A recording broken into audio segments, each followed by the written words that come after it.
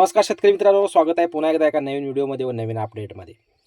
धान बोनसची प्रतीक्षा सर्व शेतकरी करत आहेत. प्रत्येक वर्षी धान बोनस जाहीर केला जातो, परंतु यावेळेस राज्य सरकारकडून कुठल्याही प्रकारचा धान बोनस जाहीर करण्यात आलेला नाही.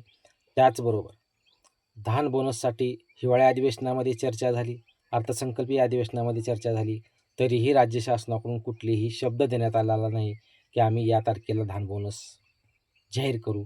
परंतु एवढं मात्र खरं आहे की माननीय मुख्यमंत्री देवेंद्र फडणवीस यांनी धान बोनस देण्याचा शब्द तेवढा दिलेला आहे. त्यामुळे शेतकऱ्यांनी घाबरून न जाता धान बोनस मिळणार आहे, पण फक्त याच पात्र शेतकऱ्यांना यावेळेस धान बोनस मिळणार आहे. सर्व शेतकरी यामध्ये पात्र होऊ शकणार नाहीत, अशी मिळालेली अपडेट आहे. त्याचबरोबर धान बोनसला यावेळेस उशीर का झाला, प्लसमध्ये धान बोनस किती तारखेपर्यंत येऊ शकतो आणि धान बोनस नेमका कोणत्या शेतकऱ्यांना येणार, याबाबतची संपूर्ण माहिती आजच्या व्हिडिओच्या माध्यमातून आपण घेणार आहोत. चॅनलवर जर तुम्ही नवीन असाल तर चॅनलला सबस्क्राईब करा व जास्तीत जास्त शेतकऱ्यापर्यंत व्हिडिओ शेअर करा. शेतकरी मित्रांनो, राज्य शासनाला मान्य सुधीरजी मुनगंटीवार असो, विनोदजी अग्रवाल असो, प्रणयजी फुके साहेब असो, यांच्या माध्यमातून धान बोनससाठी हिवाळी अधिवेशन असो, अर्थसंकल्पीय अधिवेशन असो, या दोन अधिवेशनामध्येही धान बोनसच्या मागणीसाठी निवेदनं देण्यात आली, पत्र देण्यात आली, मागणी करण्यात आली, परंतु राज्य शासनाकडून कुठल्याही प्रकारचा शब्द दिलेला नव्हता.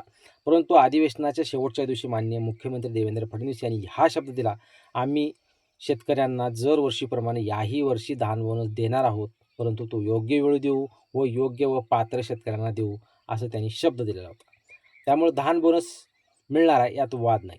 मग धान बोनससाठी उशीर का झाला? दरवर्षीप्रमाणे हिवाळी अधिवेशनामध्ये धान बोनस जाहीर केला जातो, मार्चच्या अधिवेशनामध्ये, अर्थसंकल्पीय अधिवेशनामध्ये धान बोनस जाहीर केला जातो. मग यावेळेसच उशीर का झाला? तर शेतकरी मित्रांनो, राज्यामध्ये खरीप हंगाम 2025मध्ये जी अतिवृष्टी झालेली होती, त्या अतिवृष्टीसाठी राज्य शासनाकडून 32,000 कोटी रुपयाच्या पॅकेजसाठी लागलेला निधी, त्याचबरोबर आश्वासन दिलेलं आहे की कर्जमाफी शेतकऱ्यांची करायची आहे, त्यासाठी लागणारा निधी, या सर्व निधीच्या गोंधळामुळं धान बोनस यावेळेस मागं पडलेला आहे. त्यामुळं धान बोनस हा मिळणार आहे, परंतु मोजक्या आणि पात्र शेतकऱ्यांनाच मिळणार आहे. मग आता कोणचे शेतकरी, पात्र शेतकरी, मोजके शेतकरी कोणते, याबाबतच्या एक एक अपडेट आता शेतकरी मित्रांनो मिळायला सुरुवात झाली आहे. मुख्यत्वे करून राज्य शासनाकडून जेवढे कमी धान बोनस साठी शेतकरी पात्र होतील ते करण्याचा प्रयत्न सध्या चालवलेला आहे. त्यामुळं धान बोनस शेतकऱ्यांचा येणार आहे. नेमका किती तारखेला येईल, हा एक प्रश्न आता आपला राहिला, आणि नेमका कोणत्या शेतकऱ्यांना येईल. धान बोनस उशिरा काय आला, याबाबतचं कारण आपण ऐकलं. यासाठी कर्जमाफी असो, अतिवृष्टी अनुदान असो, या सर्व गोष्टीच्या निधीसाठी हा निधी इकडं अडकल्यामुळं धान बोनससाठी सेपरेट निधी त्यांनी मंजूर केलेला नाही. आणि मुख्यत्वे गोष्ट म्हणजे अतिवृष्टी अनुदानामध्ये जे धान बोनस उचलणारे शेतकरी आहेत, तेही शेतकरी याच्यामध्ये पात्र होते. त्यामुळे त्या शेतकऱ्यांना अनुदानाचा लाभ झालेला आहे. त्यामुळे राज्य शासनाकडून या गोष्टीला उशीर करण्यात आला.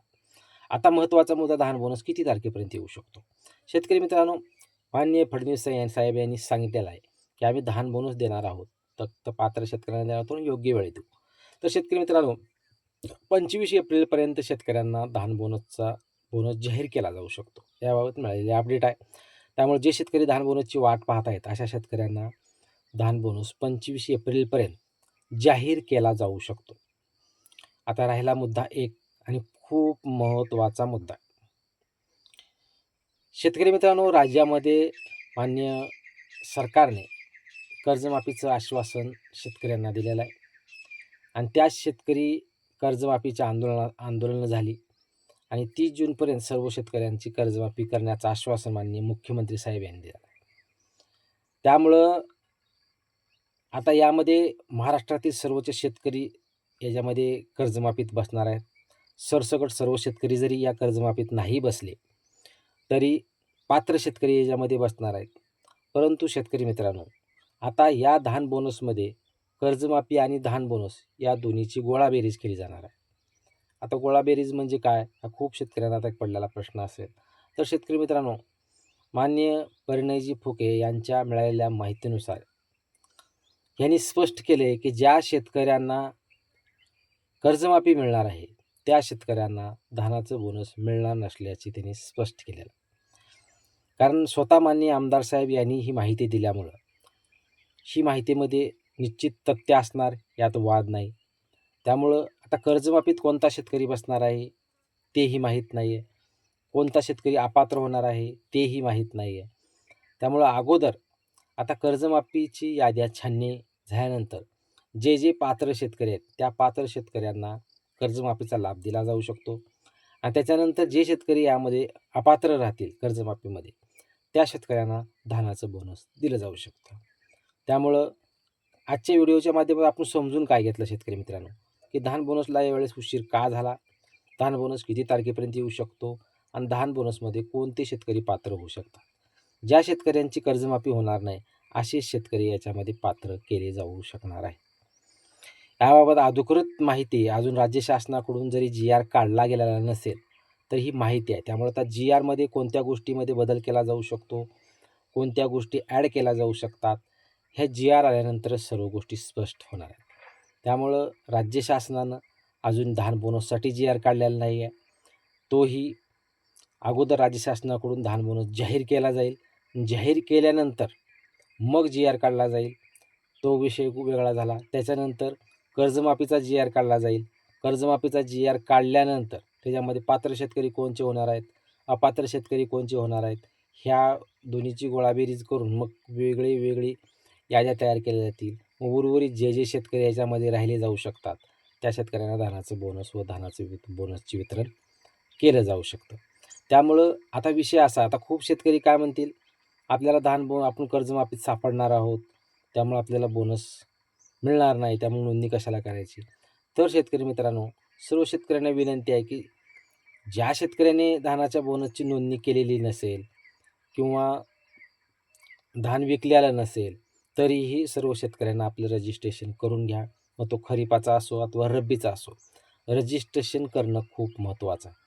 त्यामुळं सातबाऱ्यावर ही पीक पाणीची नोंद असणं गरजेचं आहे. कारण गेल्या वेळेसच्या याद्यामध्ये ब्लॅकलिस्टमध्ये खूप शेतकऱ्यांची नावं गेलेली होती. कारण या शेतकऱ्यांच्या चुकामुळेच नावं गेलेली होती. त्यामुळे त्या शेतकऱ्यांनी भविष्यात ह्या चुका होऊ नयेत यासाठी काळजी घ्या. त्याचबरोबर ज्या शेतकऱ्यांना धान बोनस मिळणार आहे किंवा ज्या शेतकऱ्यांना कर्जमाफी मिळणार आहे, या गोष्टी माननीय आमदार साहेबांनी जरी सांगितलेल्या असल्या, कर्जमाफी ज्याला मिळणार आहे त्याला धान बोनस मिळणार नाही. जोपर्यंत राज्य शासनाकडून अधिकृत जी-आर येत नाही, तोपर्यंत त्यावर कुठलीही गोष्ट फिक्स केली जाऊ शकत नाही.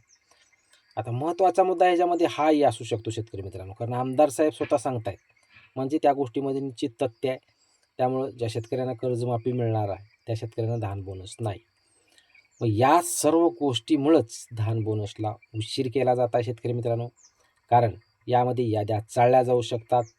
कर्जमाफीसाठी पात्र कोणता शेतकरी होऊ शकतो, धान बोनससाठी कोणता शेतकरी पात्र होऊ शकतो, या सर्व गोष्टीची छाननी करूनच धान बोनसाचे वितरण केलं जाऊ शकतं. मिळालेल्या अपडेटनुसार 25 एप्रिलपर्यंत धान बोनस जाहीर करण्याची अपडेट आहे. आता पाहूयात की नेमकं राज्य शासनाकडून बोनस जाहीर केला जाऊ शकतो का, आणि त्याचबरोबर कोणते शेतकरी पात्र होऊ शकतात व कोणते शेतकरी अपात्र होऊ शकतात, याबाबतची अपडेट आजच्या व्हिडिओच्या माध्यमातून घेतलेले आहे. याबाबत अजूनही कुठली जरी माहिती आली धान बोनसबाबत लागलीच चॅनलवर व्हिडिओ येणार, आपण व्हिडिओ देऊच.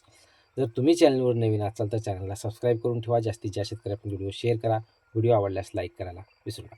धन्यवाद मित्रांनो.